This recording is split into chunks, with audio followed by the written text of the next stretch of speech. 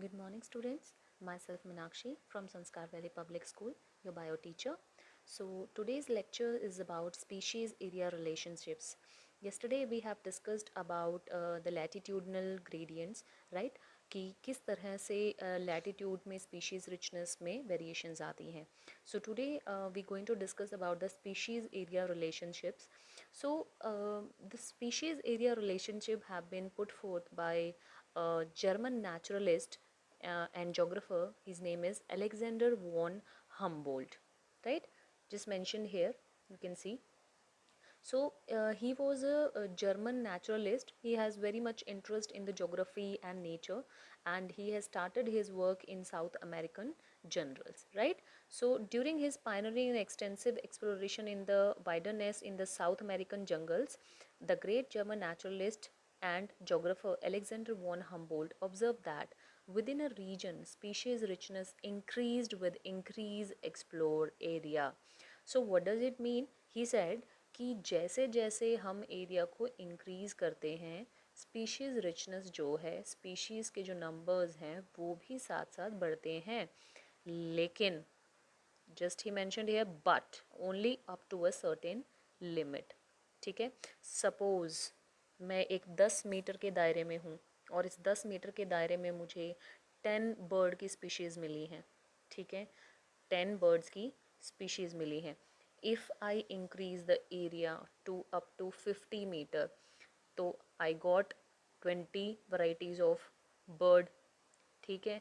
अगर मैं इस एरिया को दोबारा 100 मीटर तक इंक्रीज़ करती हूँ, suppose I get 25 birds variety, right. तो आप देखोगे जैसे जैसे मैंने एरिया इंक्रीज़ किया है तो जो स्पीशीज़ की रिचनेस है वो बढ़ती चली गई है.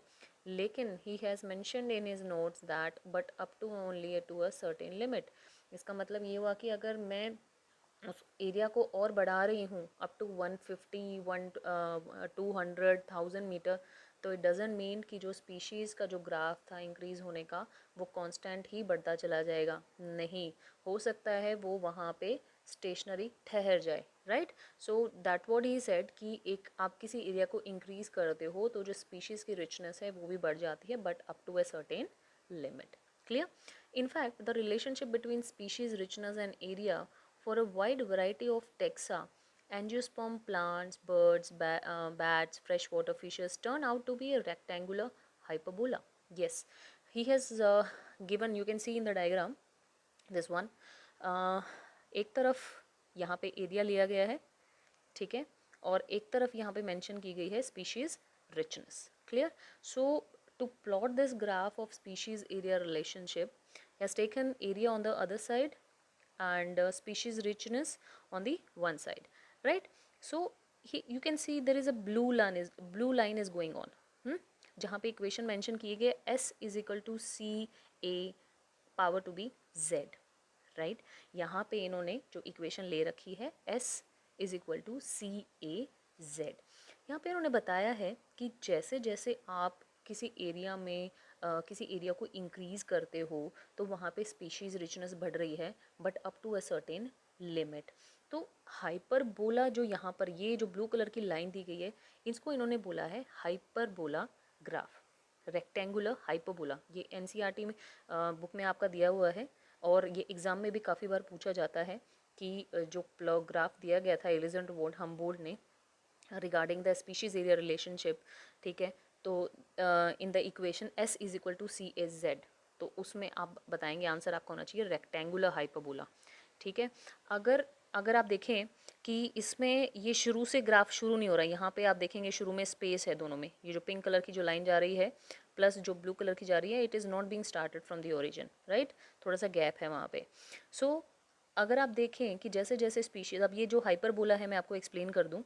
जैसे जैसे आप एरिया इंक्रीज़ करते हो, सपोज़ यहाँ पे ये आपका एरिया है, ठीक है, 1 सेकेंड, यस, मान लो ये है एरिया आपका, ठीक है. अगर आप इसको ग्राफ प्लॉट करते हो, या now it is clear. Suppose ये मेरा एरिया है, तो जैसे मैंने एरिया इंक्रीज़ किया जो मेरी स्पीशीज़ रिचनेस है वो बढ़ गई. दिस इज़ द एरिया, है ना, ये वाला. मान लो ये 10 मीटर है, तो 10 मीटर में मेरी जो स्पीशीज़ रिचनेस है वो बढ़ गई, तो आपको ये ग्राफ मिला ये, ठीक है। अब मैंने एरिया थोड़ा और बढ़ा दिया, तो एरिया बढ़ाने से अगर आप देखें आपकी स्पीशीज़ रिचनेस है वो भी बढ़ गई है ना। मैंने अब एरिया थोड़ा और बढ़ा दिया, तो एरिया बढ़ाने से अगर आप देखें तो मेरी स्पीशीज़ रिचनेस है वो उसमें बढ़ोतरी हुई है। अब मैंने थोड़ा सा एरिया और बढ़ा दिया, तो आप देखें, तो आप देखेंगे you will come to know कि जो स्पीशीज़ रिचनेस थी वो स्टेशनरी हो गई, कांस्टेंट हो गई, आगे नहीं बढ़ रही है ना। So this is what the hyperbola graph you are getting, ठीक है बेटा। सो जो हमारी स्पीशीज रिचनेस है बेसिकली, जब हम इसको स्टडी करते हैं S is equal to C A Z, जो यहाँ पे इक्वेशन दी गई है, तो उसमें हमें हाइपरबोला रेक्टेंगुलर हाइपरबोला का ग्राफ देखने को मिला है। One side is area, other side is species richness. अगर इसी इक्वेशन को हम अगर स्ट्रेट लाइन में प्लॉट करें तो हमें लॉग इक्वेशन लेनी पड़ेगी, इज़न्ट इट। और आप देखें यहाँ पे yes, one sec,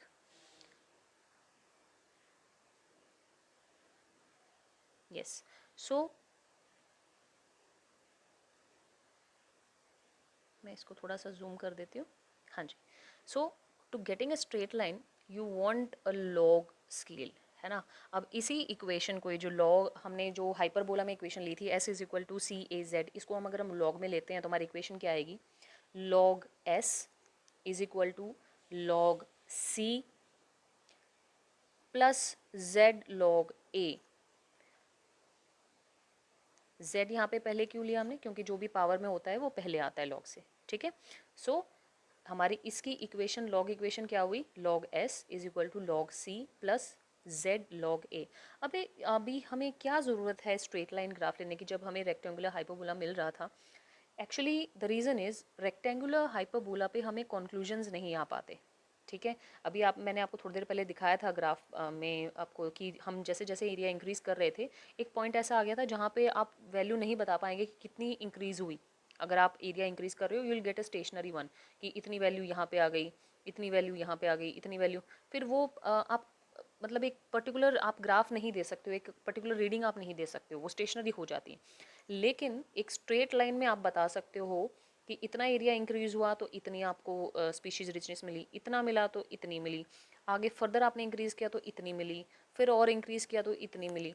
so on the straight line you will come to know about the conclusion, ठीक है। सो इसीलिए हमारे लिए ज़रूरी हो जाता है कि हम स्ट्रेट लाइन जो है ग्राफ है उसको लॉग में लेके बनाएं, ठीक है। सो यहाँ पे आप देखिए लॉग एस क्या है, लॉग इक्वेशन हमारी बन गई log S is equal to log C Z log A plus Z log A, where log S is nothing but the species richness, ठीक है। जो हमारी स्पीशीज रिचनेस हो रही है, एस की जो वैल्यू हमारी स्पीशीज रिचनेस, यहाँ पे लॉग ए जो हम रिप्रेजेंट कर रहे हैं वो है हमारा एरिया, इतने एरिया में इतनी स्पीशीज रिचनेस हुई, क्लियर। अब you will see कि before log a there is a numerical given here z, है ना। so z जो है वो हमारी स्लोप है लाइन की, जिसको हम रेग्रेशन कोएफिशिएंट भी बोलते हैं। अभी मैं आपको आगे बताऊंगी, जो मैं एक्सप्लेन करूंगी यहाँ पर स्टीप क्या है, स्लोप्स क्या हैं, तो विल कम टू नो कि ये रेग्रेशन कोएफिशिएंट होता क्या है, राइट। एंड सी ऑब्वियसली हमारा जो कांस्टेंट है हमारा y इंटरसेप्ट का कॉन्सेप्ट है, क्लियर, कांस्टेंट है। So the next thing is ecologists have discovered that the value of z lie in the range of 0.1 to 0.2 regardless of taxonomic group or the region, where it is a plant in Britain, birds in California or mollusk in New York state. The slope of regression line are amazingly similar. Yes, अब इन्होंने कुछ values दे रखी हैं z के लिए, ठीक है। अब ये हमारी जो कोई पर्टिकुलर रीजन है, जब हम एरिया ले रहे हैं तो हम रीजन लेंगे, मतलब सपोज आप किसी रीजन के अंदर काम कर रहे हो, आपने एक रीजन ले लिया, वहाँ पे किस टैक्सा के बारे में यानी किसी प्लांट के बारे में, किसी एनिमल के बारे में, किसी ऑर्गेनिज्म के बारे में आप स्टडी कर रहे हो, तो वो टैक्सा के अंदर आएगा, राइट।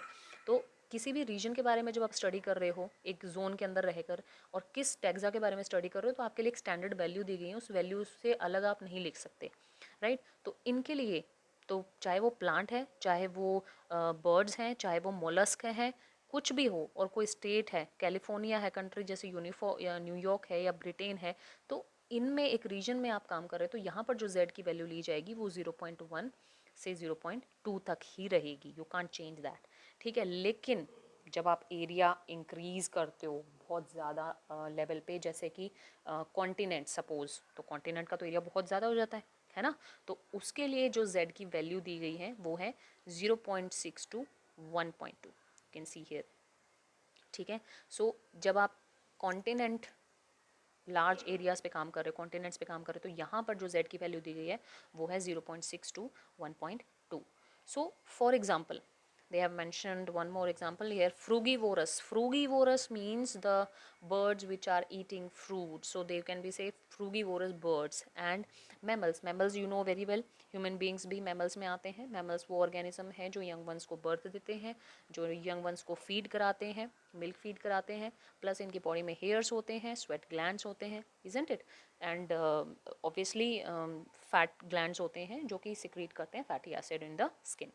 सो मैमल्स होने, तो इनके लिए जो स्टैंडर्ड यहाँ पर दिया गया है for the tropical forest of different continents में, यहाँ पर अगर इनकी हम बात करते हैं तो इनके लिए स्लोप जो होगा वो स्टैंडर्ड यहाँ पे मेंटेन किया गया है 1.15, clear. So the slope for this frugivorous birds and mammals is found to be 1.15। ये क्वेश्चंस बहुत पूछे जाते हैं कि किसी रीजन और किसी भी टैक्सा के बारे में जब आप काम कर रहे हैं तो z की वैल्यू होगी 0.1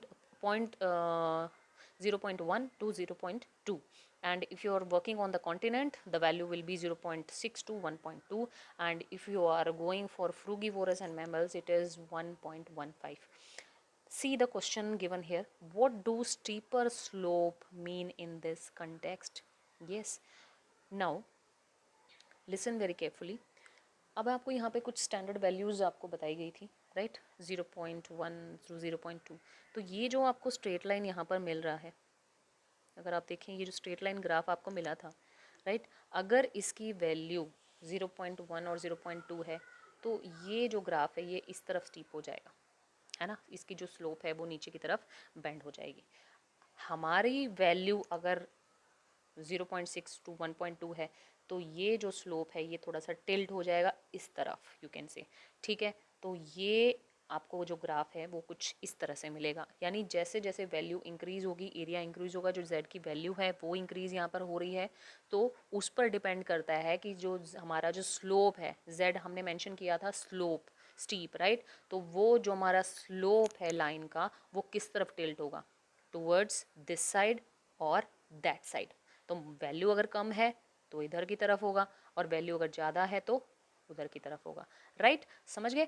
सो what do steeper slope mean in this context, आप already explained you, so hope you have understood my lecture today. So in the next class we will discuss about various context regarding the loss of biodiversity and how we can preserve our biodiversity, right. So that's all for today. Stay home, stay safe.